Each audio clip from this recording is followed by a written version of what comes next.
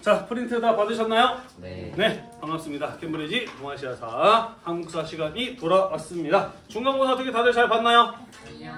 네, 뭐 열심히 노력한 만큼 봤을 거라고 생각을 해요. 선생님이 내면서 이거 100점짜리 너무 많으면 어떡하지라고 걱정을 했는데 역시 우리 학교 학생들은 선생님을 실망시키지 않았어요. 네, 그렇게 생각보다 많지는 않더라고요. 여러분들 어쨌든 지금 2학년하고 다르게 9등급 체계가 아니고 5등급 체계잖아, 그지? 그래서 이 정도 난이도면 앞으로도 크게 문제 없겠다라는 생각이 들더라고요. 앞으로 얼마나 더 열심히 공부할지 모르겠습니다만은 당분간 이 정도 난이도로 좀 문제를 내면 어떨까 생각을 하고 있기는 해요. 자, 다른 과목들은 아마 대충 진도를 나가고 있을 거예요, 그죠? 거의 대부분 오늘 하루 쉬셨을 거야, 그지?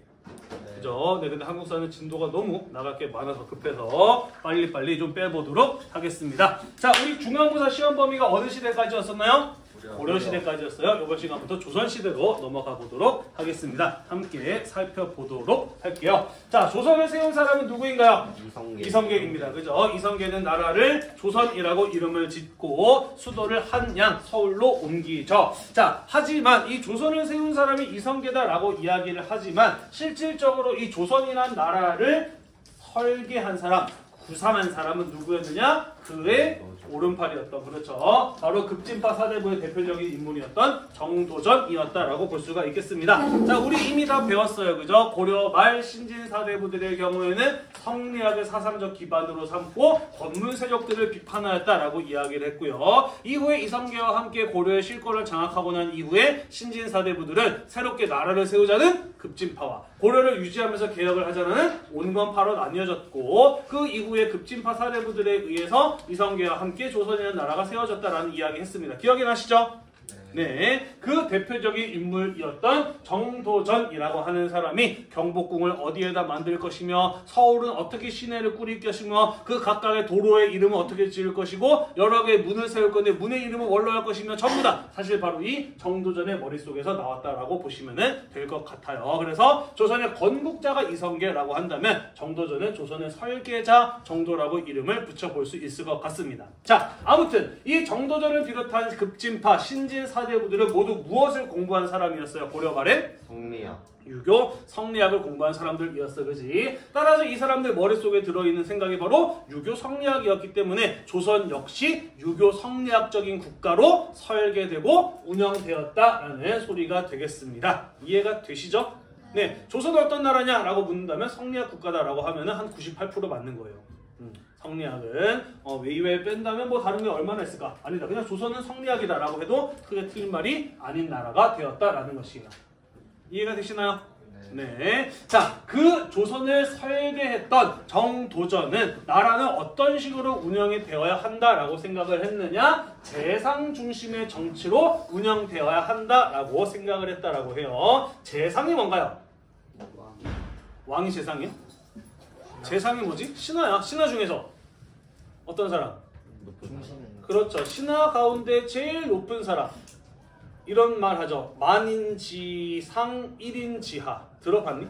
아니요. 만명 모든 사람 위에 있지만 한 명 아래에 있다. 못 들어봤어요?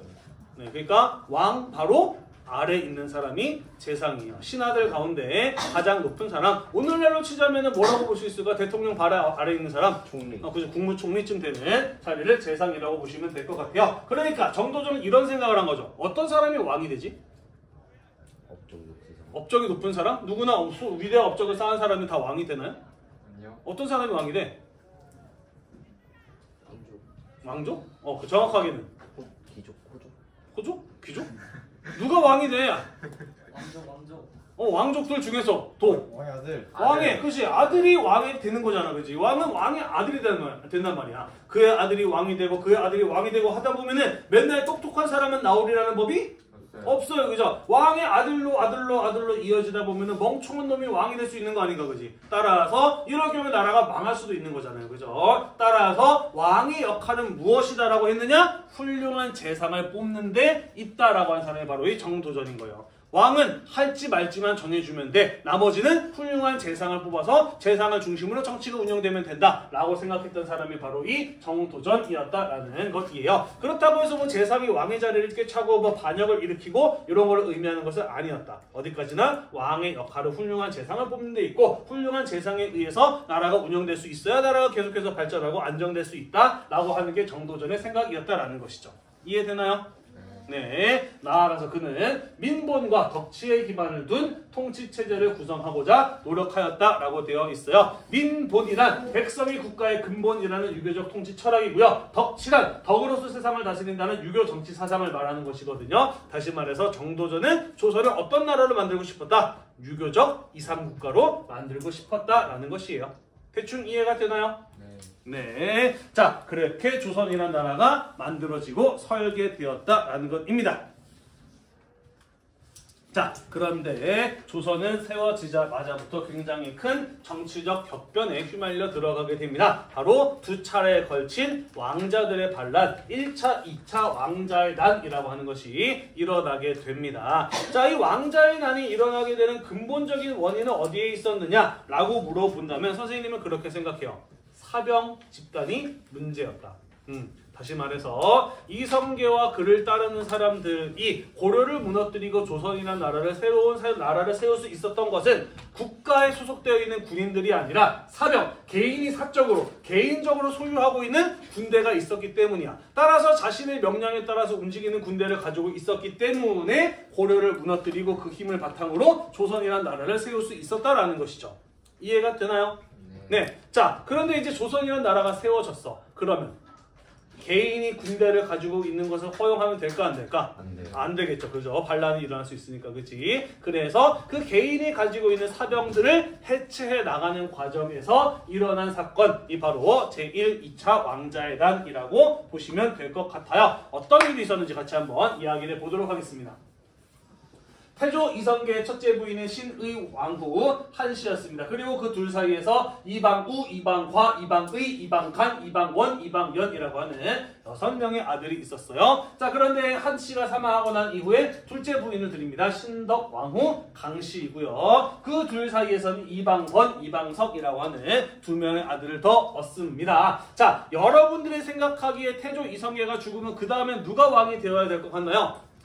그렇죠. 유교적 이상국가였으면 당연히 이방우가 왕이 되어야 할 텐데 이방우의 경우에는 어렸을 때부터 술을 너무 좋아했다라고 해요. 그래서 조선이 세워진 지 얼마 되지 않아서 일찍 사망했다라고 합니다. 그러면 여러분들이 생각하기에 그 다음은 누가 돼야 돼? 둘째 아들로 가야 될 것 같은데 이성계는 누구를 세자로 책봉을 했느냐? 막내 아들 이방석을 세자로 책봉을 하였어요. 왜 그랬을까? 모르죠. 뭐 아무도 몰라요. 이성계가 글로 남기지 않았기 때문에 아무도 모릅니다만은 아마도 막내 아들이 너무 예뻐서가 아닐까, 또는 자기 둘째 부인, 살아있는 둘째 부인의 눈치를 봐서 그런 게 아닐까 등등등 여러 가지가 추측이 가능합니다만 어쨌든 왜 그랬는지는 모르겠지만 막내 아들 이방석이 세자가 되었다라는 것이에요. 자, 그걸 보고 가장 부글부글했던, 속이 끓었던 사람은 누구였느냐? 그거 봐도 그렇죠. 나머지 아들들 다 열받았지만 가장 열받았던 사람은 바로 다섯째 아들 이방원이라는 사람이었습니다. 사실 이 사람이 한 역할이 무엇이었느냐? 정몽주와 같은 온건파 사대부를 제거하고 조선을 건국하는 데 결정적인 역할을 한 사람이 바로 이 이방원이라는 사람이었거든. 따라서 적어도 자기에게 왕의 자리가 돌아오지 않을까 내심 기대를 하고 있었는데 이게 웬걸? 나라를 세우는데 공을 세웠던 나머지 아들들이 아니라 엄마가 다른 막내 아들에게, 막내 동생에게 세자의 자리가 가는 것을 보고 이방원은 무척이나 분노할 수밖에 없었겠죠. 그죠? 그랬겠지?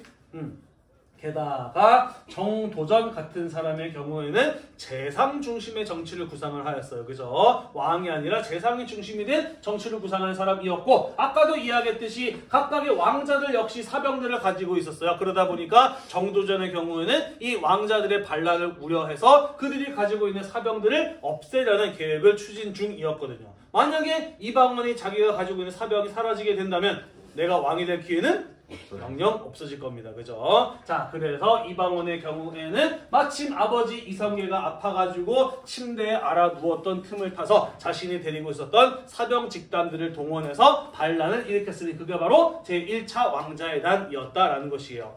이성계가 아파서 누워있지 않았으면은 이것이 어떻게 됐을지 아무도 모릅니다. 하지만 이때 이방원이 동원했던 사병 집단에 의해서 이방석 죽고요. 이방원도 사망하고요. 정조전도 사망을 하게 됩니다. 그러면서 자연스럽게 권력은 이성계에서 이방원 쪽으로 넘어오게 되었다라는 것이죠. 됐나요? 네. 자, 다음은 여기에서 이방원이 바로 자기가 왕이 되면은 뭐야 저 사람 자기가 왕이 되려고 자기 동생들도 죽였어? 나쁜 놈이네? 라는 소리를 들을 것 같은 거죠. 그래서 순서대로 가려고 하였다라는 것을 보여주기 위해서 조선의 실질적인 권력은 자기가 갖고 있지만 누구를 왕으로 세웠다? 그렇죠. 자기 위에 있는 살아있는 둘째 형 이방과를 왕으로 세웠으니 그가 바로 이대정종이었다라는 것이에요. 됐나요? 네. 하지만 여전히 조선의 실질적인 권력은 이방원의 손에 있었다라는 것이죠. 자, 이것을 보고서 나라고 못할 게 뭐가 있느냐라고 생각한 사람이 있었으니 그가 바로 이방원 바로 위에 있는 이방간이라는 사람이었던 겁니다. 그래서 이방원도 하면 나도 할 수 있어 라고 생각을 하면서 이방원에 반대하는 세력들을 싹 다 모아서 다시 한번 반란을 일으켰으니 그게 바로 제2차 왕자의 난이었고요. 여기에서 이방원이 이 자기 형의 도전을 성공적으로 막아내게 됩니다. 그러면서 이방간의 반란에 동원되었던 자기의 반대 세력들을 이 기회를 통해서 싹 다 정리해 나갈 수 있었다라는 것이죠. 됐나요? 네. 그러면서 두 차례에 걸친 왕자의 난을 통해서 조선을 세우는데 공을 세웠던 신하들, 공신들이 가지고 있었던 사병 집단들, 그리고 나머지 왕자들이 가지고 있었던 사병 집단들 모두 제거할 수 있었다라는 것이죠. 그러면서 이방원이 조선의 실질적인 군사적 권력을 완벽하게 장악하게 되었다라는 것입니다. 됐나요? 네. 이제 내가 왕이 된다고 한들 누가 반대할 수 있는 사람이 있어요? 없어요? 없어요. 그죠? 그래서 정종의 뒤를 이어서 그가 왕위에 올랐으니 그가 바로 조선의 세 번째 왕이었던 태종이었다라는 것입니다. 넘어가도 될까요? 네. 사극에 굉장히 많이들 나오는 이야기죠. 이성계는 이방원을 좋아했을까 싫어했을까? 엄청 싫어했죠. 그렇죠. 자기 아들들을 죽였잖아요. 그죠? 그래서 이 시대를 다루고 있는 드라마들, 사극들을 보면은 이런 대사들 많이 나옵니다. 이성계가 이방한테 네가 사람 새끼야 임마! 막 이런 거 소리 지르고 이런 인간 백정 같은 놈! 막 이런 어떤 대사들이 종종 드라마에서 나오는 걸 볼 수가 있습니다. 실제로 죽을 때까지도 화해 안 하고 자기 아들 이방원을 왕으로 인정하지 않으려는 모습을 보였다라고 해요. 넘어가겠습니다. 자, 조선의 세 번째 왕 바로 태종 이방원이 되겠습니다. 자, 사실 이 사람의 경우에는 왕자의 난이라고 하는 비정상적인 방법을 통해서 왕위에 오른 사람이에요. 그죠? 따라서 왕권을 강화해 나가기 위해서 많은 노력을 기울일 필요가 있었던 것이죠. 특히 이제 막 나라가 세워진 상황이었기 때문에 나라가 계속해서 안정적으로 이어지기 위해서는 강력한 왕권을 확립할 필요가 있었다라는 것입니다. 그래서 이 사람 태종 이방원이 실시했었던 모든 정책에 공동된 목표가 있으니 그건 바로 무엇이었다? 강력한 왕권을 확립한 것이었다. 왕권을 강화하는 것이었다라는 것이죠. 자, 그래서 어떠한 모습들을 보이게 되느냐? 첫 번째, 재상이 아닌 왕이 주도하는 정치를 추구하여서 육조 직계제라는 것을 실시하였다라고 되어 있습니다. 누구랑은 반대예요? 방금 우리가 봤던 누구랑은 정반대예요? 정도전이 구상하였던 재상의 정치와 완전히 반대네요. 그죠?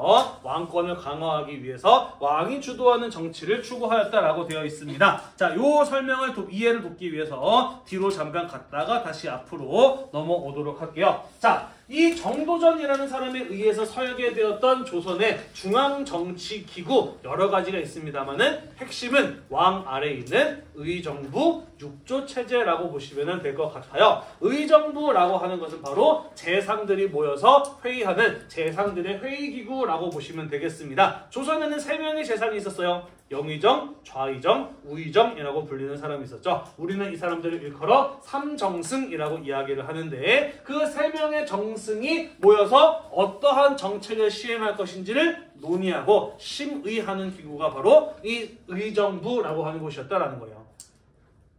이해가 되나요? 네. 자, 그래서 의정부에서 이런 정책을 시행하면 어떨까 논의해서 왕한테 우리 이런 거 하겠습니다라고 보고를 해. 그럼 왕이 오케이 해, 아니야 하지 마라고 명령을 내려요. 그럼 만약에 오케이 그대로 해라고 명령이 떨어지면은 의정부는 그것을 육조에게 전달합니다. 그래서 이호, 예병, 형공 각각의 역할을 나누어 맡고 있는 육조를 통해서 자신들이 구상한 정책들을 실행하는 겁니다. 그리고 육조가 그 일을 마치고 나면은 의정부에게 보고하는 체제가 바로 의정부 육조 체제인 거예요. 이해가 되시나요? 네, 이런 식으로 정치가 운영되도록 구성이 되어 있었다라는 것입니다. 자, 방금 선생님이 이야기한 의사결정 구조. 의정부에서 이거 하겠습니다 건의를 하면은 왕이 오케이 그거 해도 돼 라고 허락을 내리면 육조에 이거 해라고 명령을 내렸을 때 육조가 이렇게 했습니다 라고 보고하는 요 체제를 가지고 우리는 무엇이라고 이야기를 하느냐? 의정부 서사제라고 이야기를 해요. 누가 중심이 된 정치체제인가요? 왕이 아니라 누구? 정승, 그죠? 재상이 중심이 된 정치체제인 거죠. 그러니까 정도전이 구상하는 이상적인 정치는 사실 이러한 모습이었다라는 것이죠. 하지만 그럼 왕을 딱히 하는 일이 있어요? 없어요? 없어요. 그죠? 그래서 왕권을 강화해야 했던 이방원의 경우에는 의정부 육조체제가 아니라 왕이 직접 육조에다가 명령을 내리고 육조가 시행하고 난 다음에는 왕에게 직접 보고를 하고 의정부는 딱히 하는 일이 없는 육조 직계제라고 하는 제도를 시행하였다라는 것이에요. 이해가 되시나요? 네. 무엇하기 위해서? 왕권 강화. 왕권을 강화하기 위해서였다라는 겁니다. 자, 두 번째, 나라가 제대로 운영이 되기 위해서는 왕의 권력이 강력할 필요도 있지만 무엇도 있어야 되나요? 군대도 있어야 되고요. 또 돈이 있어야 되죠. 그죠? 자, 그래서 양전사업이라고 해서 전국의 땅이 어디에 얼만큼 있는지를 조사하는 토지조사 사업을 벌여서 세금의 자원을 확보하는, 토지세를 확보하는 이런 업적이 이방원 때, 태종 때 이루어졌다라는 것이고요. 호패법을 실시하기도 합니다. 호패라고 하는 거, 이런 거 본 적 있나요? 사극에서? 네, 신분증이죠. 오늘날로 치면 뭐 같은 거예요? 주민등록증 같은 거라고 보시면 돼요. 여기 보면은 정기세 씨의 호패가 있는데 몇 년도에 태어났으면 언제 과거에 합격했는지가 써 있습니다. 아, 양반은 호패라는 걸 알 수가 있겠네. 이런 것들을 들고 다니게 하는 법이 바로 호패법이라고 하는 것입니다. 신분증 발급하면서 자연스럽게 뭐가 파악이 되겠어? 신분. 그 또한 직업. 그렇죠. 아, 그리고 이름 그리고 출생년. 네. 그리고 어디에 누가 얼만큼 살고 있는지를 파악할 수 있었겠죠. 그죠? 우리는 그것을 가지고 호구를 파악한다라고 이야기를 합니다. 호는 집이고 구는 입을 말해요. 그래서 호구라고 하면은 막만한 병신 새끼 말하는 게 아니라 집집마다 몇 명이 살고 있는지를 호구를 파악한다라고 하는 거예요.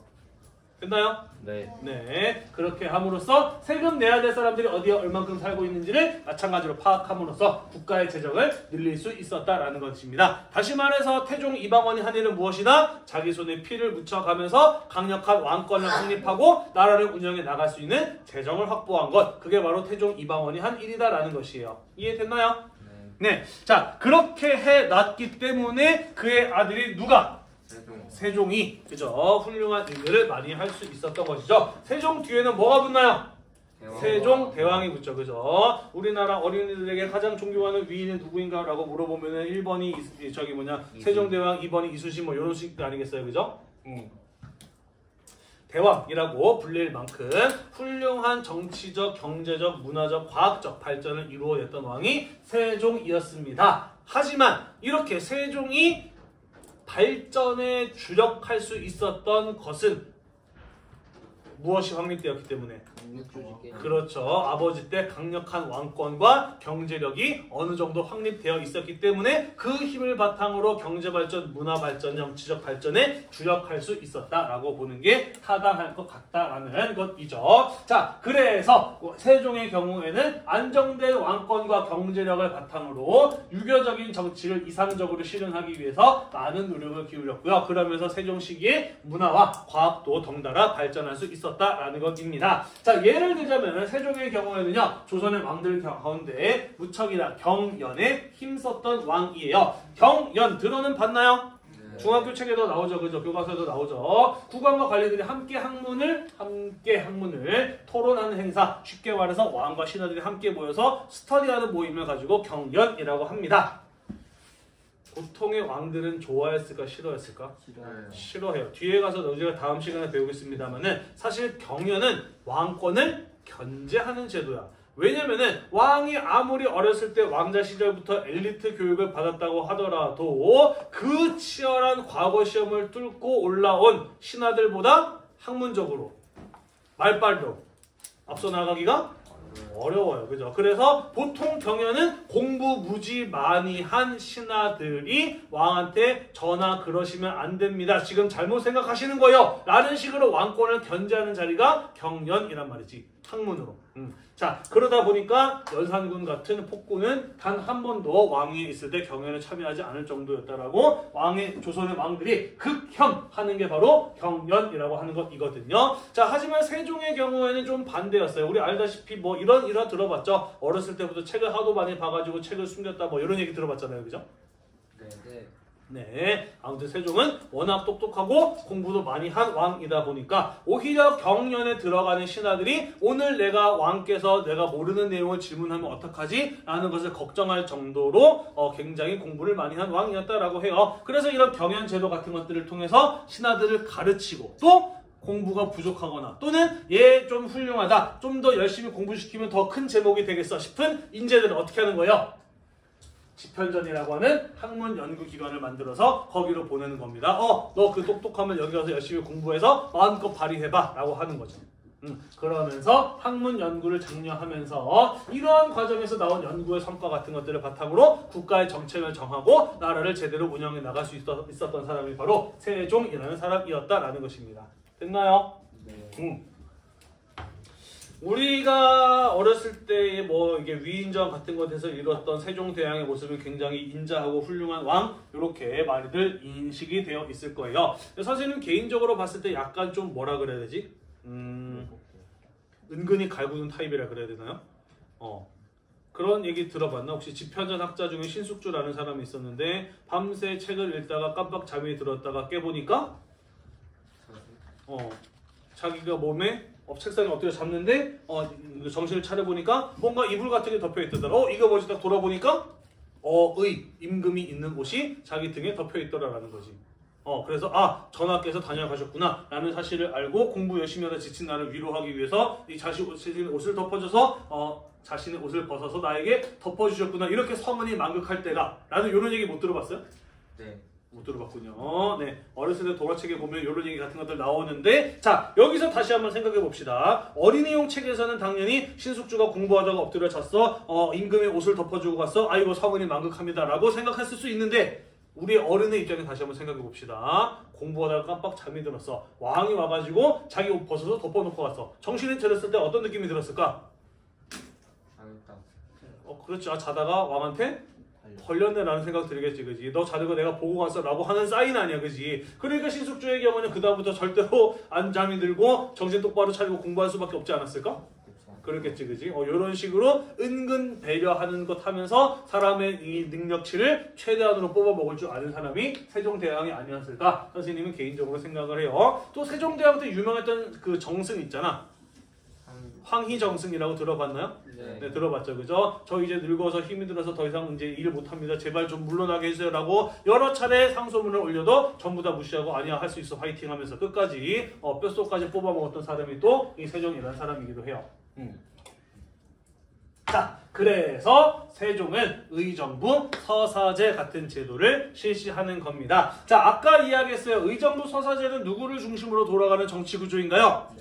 재상을 중심으로 돌아가는 것이에요. 그죠? 세종의 경우에는 내가 이제 강력한 왕권이 확립되어 있는 상황이기 때문에 내 밑에 있는 신하들이 그들의 재능을 마음껏 발휘해서 최대한 정치를 잘 운영했으면 좋겠는 겁니다. 무슨 말인지 이해가 되시죠? 그래서 다시 의정부 서사제로 돌아왔다라는 이야기가 되겠습니다. 다만 그렇다고 하더라도 국가 운영에 있어서 가장 핵심적인 권한 어떤 거? 인사권, 관리 임명권과 군사통제권, 군사권 같은 경우 오직 누구만 행사할 수 있었다? 국왕이 직접 행사했다라는 거예요. 그죠? 그렇게 함으로써 강력한 왕권을 그대로 확립해 놓되 신하들이 자신의 능력을 최대한 발휘할 수 있도록 하는 이러한 정치가 세종시대 때 운영이 되었다라는 것이죠. 그러다 보니까 문화 발전 같은 것들이 이루어지게 되면서 어떠한 성과를 낼 수도 있었던 거예요? 훈민정음, 한글의 창제 같은 것들이 이루어질 수도 있었던 것이고요. 농사직설 같은 농업 서적이 만들어질 수도 있었던 겁니다. 조선은 농업국가였잖아요. 조선이 발전하기 위해서는 농업기술이 발전해야 돼, 그지? 그런데 당시에 우리나라에는 농업기술이 적혀있는 책이 한 권도 없었어. 오직 중국에서 건너온 농업기술 책만 있었어요. 자, 근데 문제는 중국에 적혀있는 대로 농사를 지어봤더니 잘 돼, 안 돼? 안 돼. 왜 안 될까?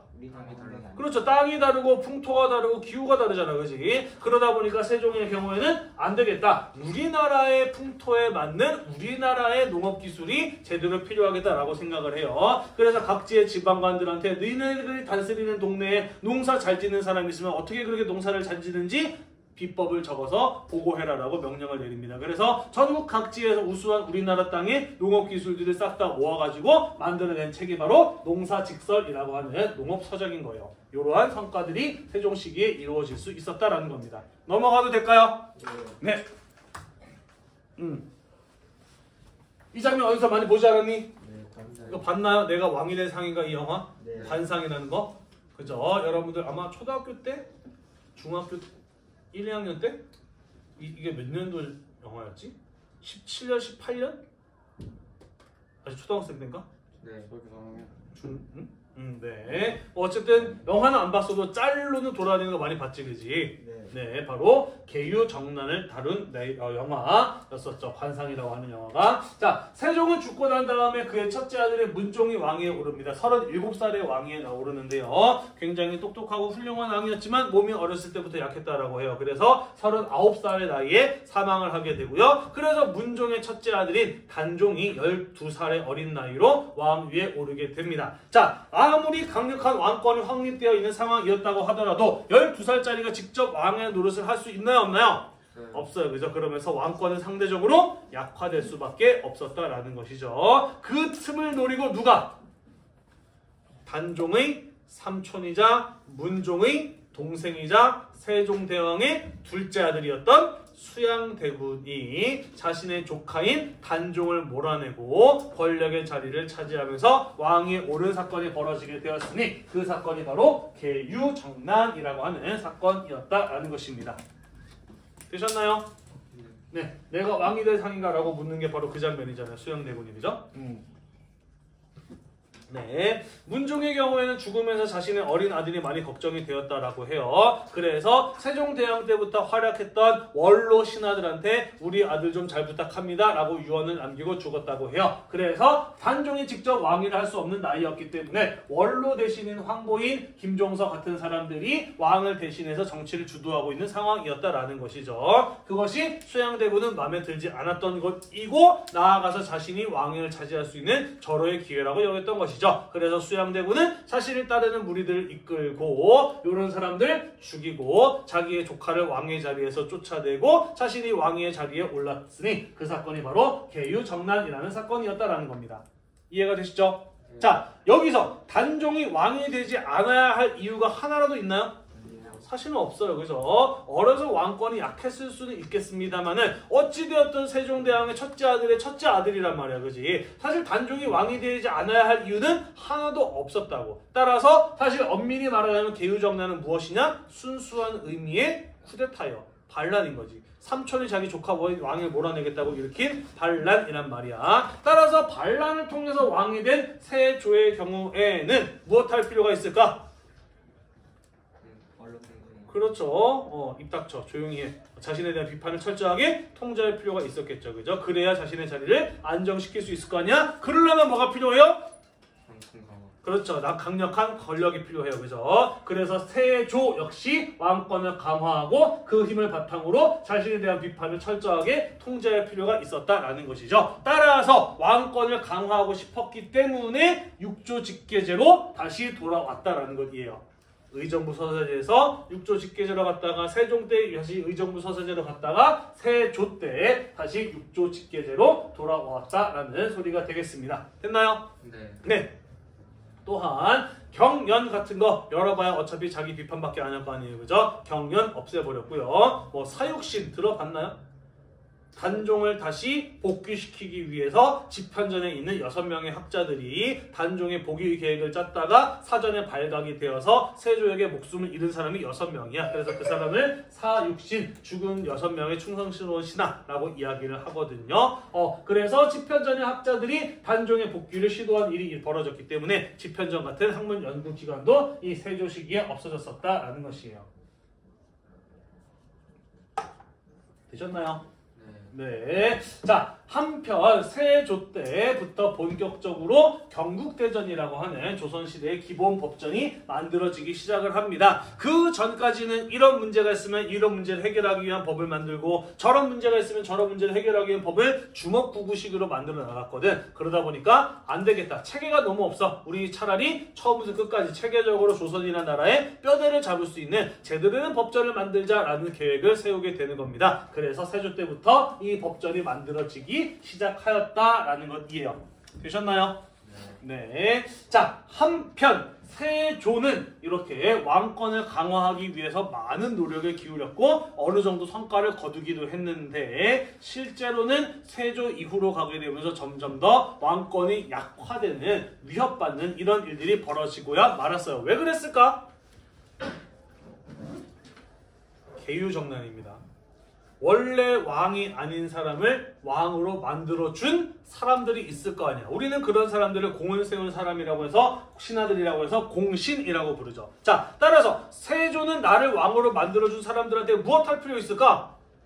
보답해줘야 돼, 그지? 나를 왕으로 만들어줬으니까 그 사람들한테 뭐 권한도 주고 돈도 주고 뭐 여러 가지 특권을 줘야 될 거 아니야, 그지? 그래서 세조가 살아있을 때는 왕의 권력이 강했는데 세조가 죽고 난 다음에 어땠을까? 신하들. 그렇죠. 계유정난 때 공을 세운 신하들이 막강한 권력과 경제력을 틀어주면서 왕권을 위협할 지경에 이르게 되었다라는 것이죠. 나중에 배울 거예요. 그 사람들을 훈구라고 부릅니다. 자, 그래서 성종 시기에 오게 되면서 그 계유정난의 공신 세력들에 대한 견제가 필요했기 때문에 새로운 정치 세력이 필요했어요. 그래서 지방의 선비들을 뽑았으니 나중에 배우겠습니다만은 우리는 그 사람들을 사림이라고 부르게 돼요. 한편 점차 정치가 안정됨에 따라 다시 학문적 발전을 추진해 나가는 모습을 보이기도 합니다. 집현전을 계승한 홍문관을 설치하고요. 주요 관리들에 대한 경연 참여를 다시 활성화시키는 이런 유교 정치의 모습을 보였다라는 것이고요. 세조 때부터 만들기 시작했던 경국대전이 성종 시기에 완성이 되면서 조선의 기본적인 통치의 방향과 그에 따른 유교적 통치체제가 완성될 수 있었다라는 이야기가 되겠습니다. 이해가 되시나요?